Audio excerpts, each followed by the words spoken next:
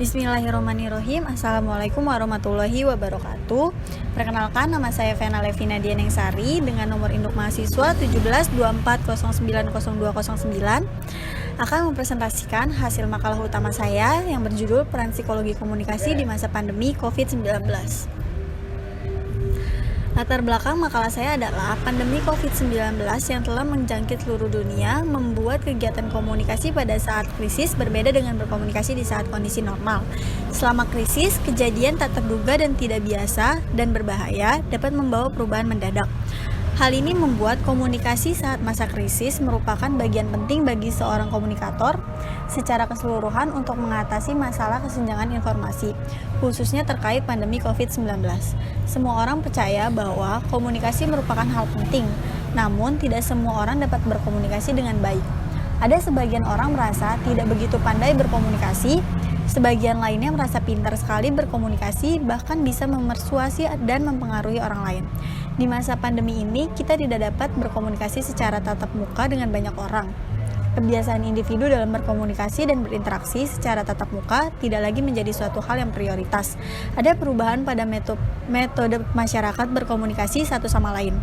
Tidak sedikit pula orang-orang merasakan kesepian dan kegelisahan karena tidak bisa berkomunikasi langsung dengan orang lain.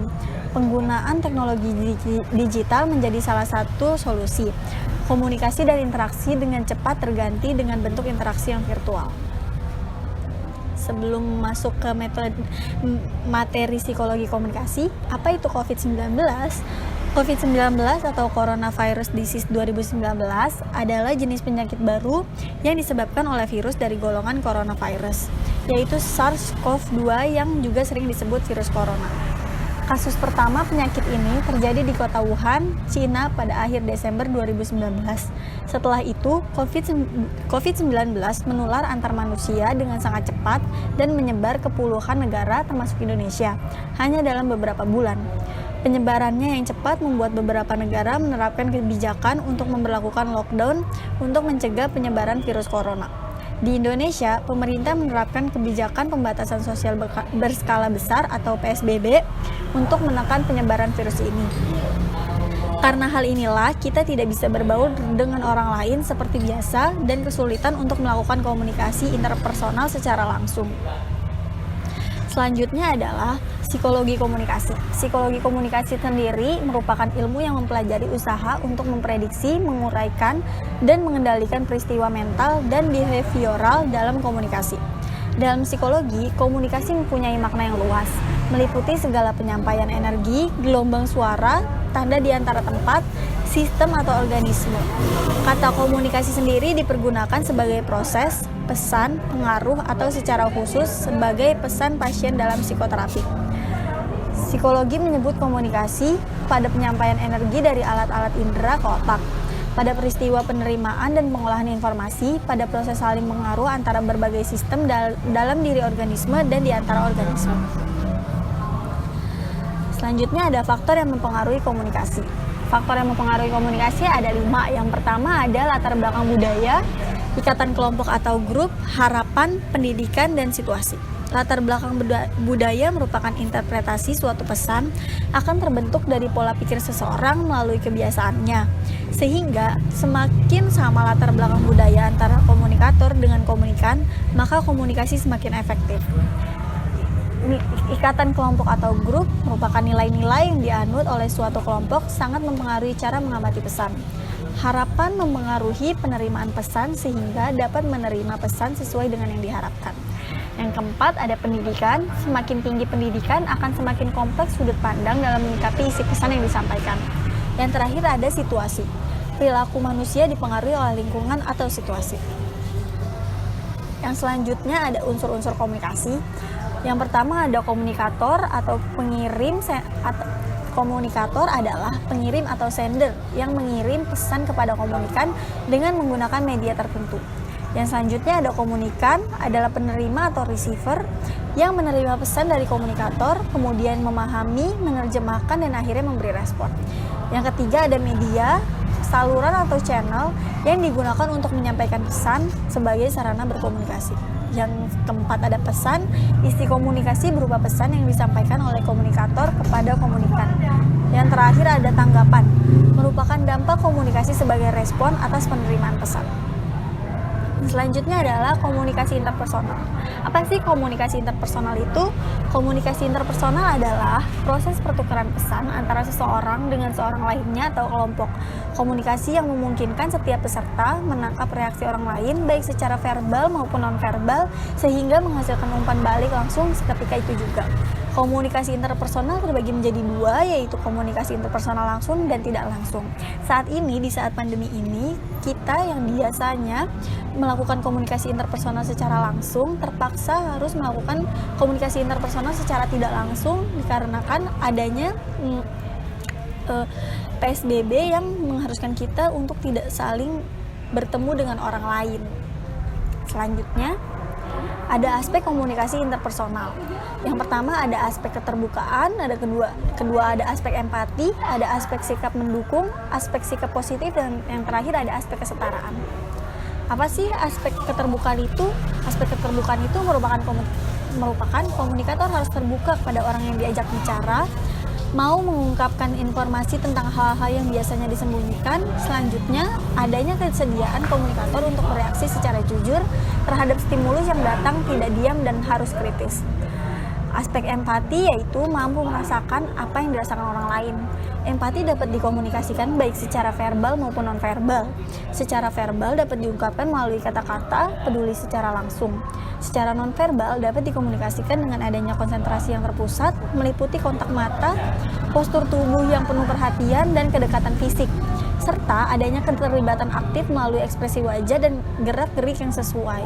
Aspek empati ini sepertinya sulit diterapkan di masa pandemi ini karena saat kita berbicara dengan orang lain atau saat kita berkomunikasi dengan orang lain yang tidak secara langsung, kita sulit untuk mengetahui kontak mata seperti apa sih yang sedang dirasakan orang-orang itu, atau bagaimana sih nonverbal orang itu yang ditunjukkan oleh orang itu. Yang ketiga ada aspek sikap mendukung, yaitu komunikasi yang dilakukan bukan sebagai suatu penilaian terhadap diri orang lain atau mengevaluasinya, namun saat berkomunikasi bersedia mendengarkan pandangan-pandangan lawan bicara.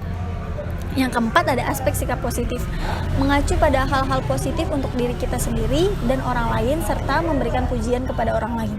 Yang terakhir ada aspek kesetaraan, menerima dan menghargai setiap perbedaan komunikan dan tidak menjatuhkan posisi lawan bicara. Yang selanjutnya adalah komunikasi massa. Komunikasi massa adalah pesan yang dikomunikasikan melalui media massa pada sejumlah orang. Komunikasi massa juga diartikan dengan produksi dan distribusi yang berlandaskan teknologi dan lembaga dari arus pesan yang kontinu serta paling luas dimiliki orang dalam masyarakat industri.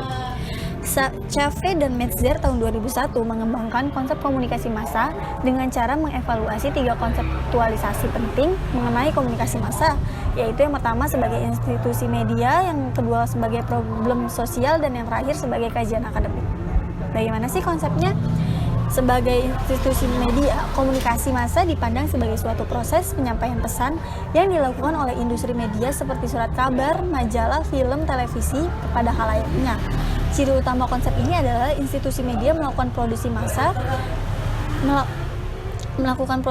produksi massa dan penyebaran pesan yang sangat luar dan besar. Di masa pandemi ini banyak sekali orang-orang yang menggunakan komunikasi massa sebagai institusi media karena tidak bisa melakukan komunikasi secara langsung dengan orang lain. Banyak orang yang melakukan kegiatan-kegiatan seperti menonton TV, menonton film, membaca majalah demi mengisi waktu luang dan demi memenuhi komunikasi yang tidak bisa dilakukan dengan orang lain. Yang selanjutnya sebagai problem sosial, komunikasi massa dipandang sebagai problem sosial karena adanya kekhawatiran mengenai pengaruh media massa yang sangat besar bagi masyarakat baik dalam tataran psikologis maupun dalam kehidupan sosial.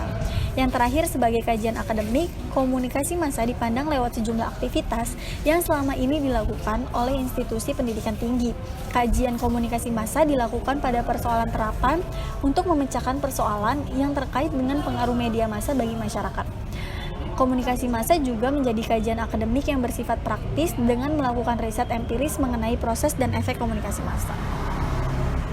Yang terakhir ada peran psikologi komunikasi di masa pandemi. Yang pertama adanya peran penting psikologi komunikasi di masa pandemi adalah mengetahui bahwa komunikasi merupakan hal yang penting dalam kehidupan sehari-hari. Yang selanjutnya, dengan adanya pandemi, kita juga semakin menyadari bahwa komunikasi lebih efektif saat dilakukan secara langsung. Yang ketiga, tidak sedikit pengertian yang salah ketika komunikasi interpersonal tidak dilakukan secara langsung. Contohnya saat kita berkomunikasi dengan teman kita melalui aplikasi WhatsApp atau Instagram atau dan lain-lain, kita mengatakan hal-hal yang menurut kita pembacaannya benar, tetapi lawan bicara kita belum tentu membaca pesan kita dengan intonasi yang sama dengan yang kita maksudkan. Yang keempat, orang menjadi lebih mengeksplorasi teknologi di masa pandemi demi tercapainya komunikasi. Yang terakhir, alternatif lain yang dapat dilakukan di masa pandemi ini adalah menggunakan komunikasi massa, di mana komunikasi didapatkan dari media massa seperti TV, radio, majalah, film, dan lain-lain. Sekian presentasi dari saya, kurang lebihnya mohon maaf. Assalamualaikum warahmatullahi wabarakatuh.